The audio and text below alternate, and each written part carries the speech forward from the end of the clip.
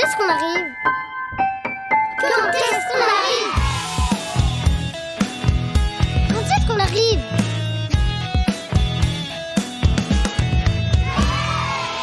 Quand est-ce qu'on arrive au musée Curie à Paris? C'est quand qu'on arrive? Bientôt. Dis donc, je pensais pas que tu serais si pressé. Tu rigoles. Les chevaux, c'est toute ma vie. Quels chevaux? Bah, tu m'as dit qu'on allait dans une écurie. Au musée Curie, Niguedouille. Hein? C'est quoi cette arnaque? Y a pas d'arnaque, simplement comme toujours, tu n'écoutes pas.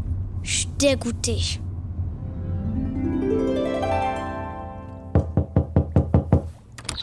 N'avez-vous pas vu le mot sur la porte ? Madame Curie désirant ne point signer de portrait ni donner d'interview, vous prie de l'excuser. Autrement dit, merci de ne pas me déranger. T'es Marie Curie, pas vrai? Oui, je dirige le laboratoire de physique et de chimie ici à l'Institut du Radium. Et vous êtes journaliste, j'imagine ? J'ai 8 ans. Et on voit de tout de nos jours. Hein. Soit, je réponds à une question, une seule. Et vous me laissez travailler. Oh, t'inquiète, j'ai pas de questions, j'y vais. Comment ça, pas de question ? Bah excuse, hein, je veux pas te faire de peine, mais je comprends rien à ton travail. Hein. Y a que des mots compliqués, on comprend rien, laisse tomber. Laisse tomber, mais... C'est qu'on vous a mal expliqué. Je ne peux envisager vous laisser partir sans que vous ayez compris. Oula, t'embête pas avec ça, hein. Ça ne m'embête pas. C'est important de comprendre, d'apprendre. Assieds-toi. Je te tutoie, d'accord ? Oui, bien sûr. Mais avant de m'expliquer, dis-moi des choses sur toi. Mais ça n'a aucun intérêt, ma vie n'est pas importante. Bah moi, souvent, c'est ça qui m'intéresse d'abord, tu vois. Les gens. Soit. Je suis née en 1867 à Varsovie, en Pologne. Mon père était professeur de mathématiques et de physique, et ma mère institutrice. Ah ouais, donc t'avais pas le choix de bien travailler à l'école. On a toujours le choix.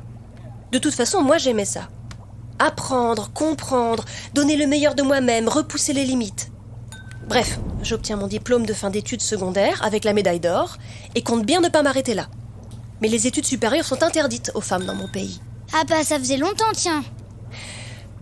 Donc je travaille comme gouvernante pendant 3 ans en Pologne pour faire des économies et venir faire des études supérieures à Paris. Ah ouais, t'es motivée toi quand même, hein. J'arrive à Paris en 1891. J'ai alors 24 ans et je commence des études en sciences physiques et mathématiques à la Sorbonne. À cette époque, tu sais, seulement 3% des étudiants sont des femmes. Et je travaille également dans un laboratoire de recherche. Tu recherches quoi ? À ce moment-là, j'étudie les propriétés magnétiques de différents aciers. Le magnétisme, c'est le nom qu'on donne à une force qui attire certains matériaux les uns vers les autres, ou qui fait qu'ils se repoussent. Comme les aimants. Tout à fait. Et je rencontre le chef des travaux de physique à l'école municipale de physique et de chimie industrielle, Pierre Curie. Un homme brillant. J'ai été frappée par l'expression de son regard clair et par la légère apparence d'abandon dans sa haute stature. Sa parole un peu lente et réfléchie, sa simplicité, son sourire à la fois grave et jeune inspirait confiance. Je vois, entre vous, ça fait comme le magnétisme des aimants. Eh bien, on s'aimait bien, oui. Mais j'avais prévu de rentrer à Varsovie, forte de mon savoir, pour enseigner là-bas et faire avancer mon pays. Mais j'ai reçu une lettre de Pierre. Je la sais encore par cœur. Ce serait une belle chose à laquelle je n'ose croire que de passer la vie l'un près de l'autre, hypnotisés dans nos rêves. Votre rêve patriotique, notre rêve humanitaire et notre rêve scientifique. Je comprends pas. Eh bien, Pierre et moi avions la même façon de voir les choses. Pour nous, la science permet le progrès qui aide les hommes à vivre mieux. Nous cherchons pour améliorer le monde de demain. Même si ça veut dire que toi t'en profiteras pas. Parfaitement.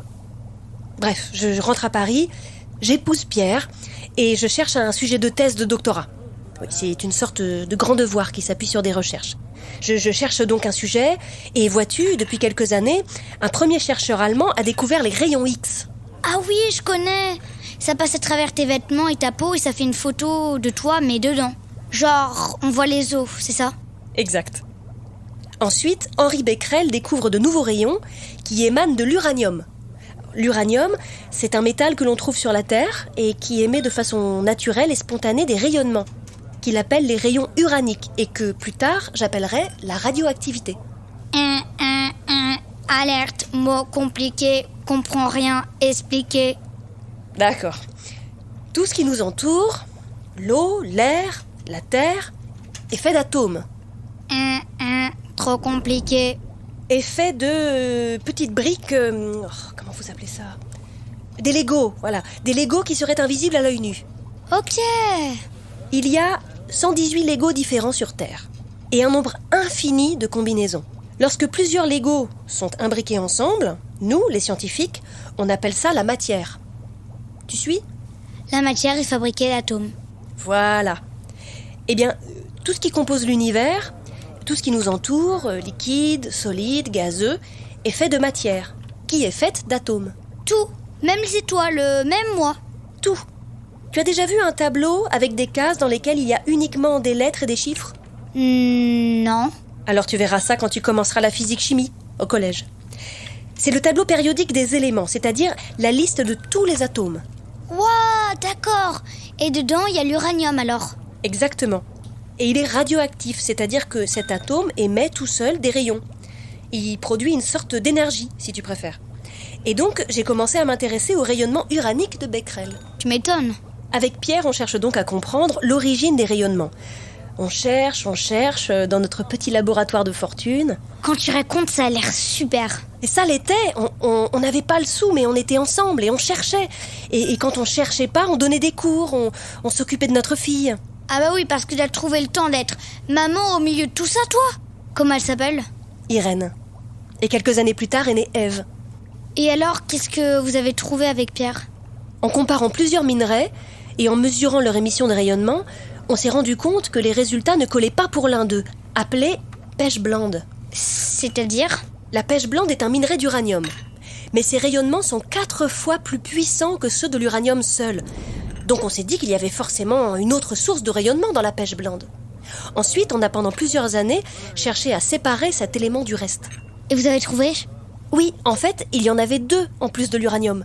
On a d'abord mis en évidence un premier élément, que l'on a baptisé polonium, en référence à mon pays natal, et ensuite un deuxième élément, très radioactif, qu'on a baptisé radium. C'est comme ça que quelques années plus tard, ces 2 éléments ont rejoint le tableau périodique des éléments. Tu veux rire? Tu veux dire qu'avant toi, ils n'étaient pas sur le tableau? Et non, Pierre et moi les avons découverts. C'est ça la recherche. Je t'ai dit qu'il y avait 118 éléments représentés sur le tableau périodique. Ce sont tous ceux qu'on connaît aujourd'hui. À mon époque, on n'en connaissait que 89. C'est pour cette raison que j'ai reçu un 2e prix Nobel en 1911. Avec Pierre, on en avait reçu un premier, en 1903, qu'on a partagé avec Henri Becquerel, dont je t'ai parlé, pour la découverte de la radioactivité naturelle. C'est quoi le prix Nobel?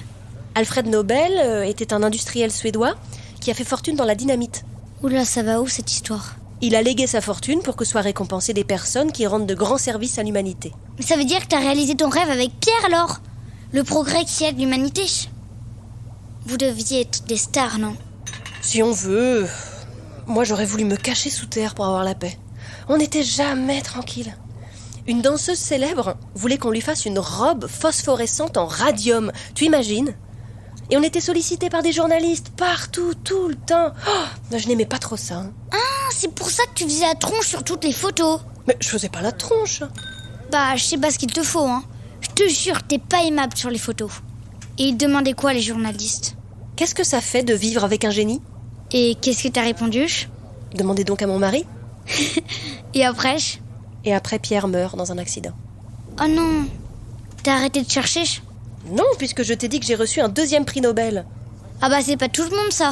Non, d'ailleurs, c'est personne d'autre. Je suis la seule à avoir 2 Nobel dans 2 domaines scientifiques différents, physique et chimie. La seule femme à en avoir 2. D'ailleurs, je suis la première femme qui l'a eu. Ah ouais. Ensuite, je devais travailler à l'Institut du Radium, mais la guerre a éclaté. Alors avec mon mécanicien, on a équipé une limousine avec un appareil à rayons X. C'était bien pratique pour les chirurgiens qui pouvaient situer précisément les éclats d'obus et des balles. Et à l'aide de la Croix-Rouge, on a conçu 18 voitures radiologiques. Bah mon vieux, je te redonne un Nobel, moi. Un 3e et bim. C'est gentil, mais 2 c'est déjà bien. D'autant qu'avec Pierre, Irène et son mari Frédéric, nous sommes 4 dans la famille à l'avoir eu. Ta fille, elle a un Nobel aussi? Oui, elle a continué notre travail. Au début de la guerre, elle voulait se rendre utile. Je lui écrivais « Si vous ne pouvez travailler pour le présent de la France, travaillez pour son avenir. Bien des gens manqueront hélas après cette guerre, il s'agira de les remplacer. Faites de la physique et des mathématiques du mieux que vous pouvez. Et ton autre fille, Eve, je parie qu'elle a aussi fait de la science, pas vrai? Oh non, elle n'en avait pas envie. Elle a été pianiste, héroïne de la France libre, reporter de guerre, écrivain. Et comme elle était aussi très belle, elle a même été modèle photo. Bah, tu l'as pas forcée à faire comme toi? Moi, forcer quelqu'un? Mais pourquoi faire? Il faut suivre la voie que l'on désire. Irène voulait poursuivre notre travail. Il faut dire qu'après la mort de Pierre, j'ai organisé une sorte d'école avec d'autres scientifiques que je connaissais. On enseignait à tour de rôle à nos enfants respectifs, qui avaient entre 6 et 13 ans, et Irène en avait 10, et suivait ses premiers cours de physique. On faisait beaucoup d'expériences. La chance! Et quand l'Institut du Radium a enfin pu ouvrir ses portes après la guerre, Irène est devenue mon assistante. Il servait à quoi, ton institut? Eh bien, comme son nom l'indique, on continuait d'y faire des recherches sur la radioactivité. Alors, ce que j'ai oublié de te dire, c'est que depuis la découverte du radium, de nombreux scientifiques s'y intéressaient et des médecins ont découvert que la radioactivité permettait de traiter le cancer. Eh ben, Et grâce à mon collègue, Claudius Regaud, qui était médecin et directeur du laboratoire de biologie de notre Institut du Radium, petit à petit, la radiothérapie s'est développée. la radiothérapie, ça veut dire soigner des gens malades du cancer en leur envoyant des rayons radioactifs, c'est ça? C'est vraiment génial, le radium. Oui et non. Au fur et à mesure du temps, nous avons aussi découvert qu'à des doses élevées, il provoquait des maladies. J'ai moi-même été très malade à cause de ça, j'en suis morte. Attends, tu veux dire que tout ce que t'as fait pour le monde, toute ta vie, ça a causé ta mort? Oui. Les boules, pardon. Mais quand même, je sais pas quoi dire en fait. Je ne regrette rien. Je ne suis pas une héroïne qui s'est sacrifiée, je suis une passionnée. Et tu sais que de nos jours, grâce notamment à Irène et Frédéric, on peut toujours guérir le cancer sans utiliser le radium. C'est pour ça qu'il faut des chercheurs et des chercheuses. Tu comprends? Ah oui, là j'ai compris. Oui. Je suis de ceux qui pensent que la science a une grande beauté. Un savant dans son laboratoire n'est pas seulement un technicien, c'est aussi un enfant placé en face de phénomènes naturels qui l'impressionnent comme un conte de fées. Faut que j'y aille, mais j'ai pas envie. Si tu as des choses à faire, fais-les. Et quand tu reviendras, je te raconterai ma tournée aux États-Unis. T'es vraiment une star, Marien. Une star qui tire la tronche sur les photos, mais la plus grande star que j'ai jamais rencontrée. Et pourtant, j'ai croisé Sarah Bernard, hein. C'est dire. Au revoir, Nina. Prix Nobel de mon cœur à vie.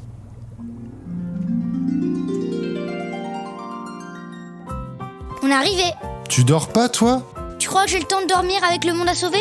De quoi tu parles? Eh bah, c'est pas comme ça qu'on va avoir le Nobel, hein, je te le dis.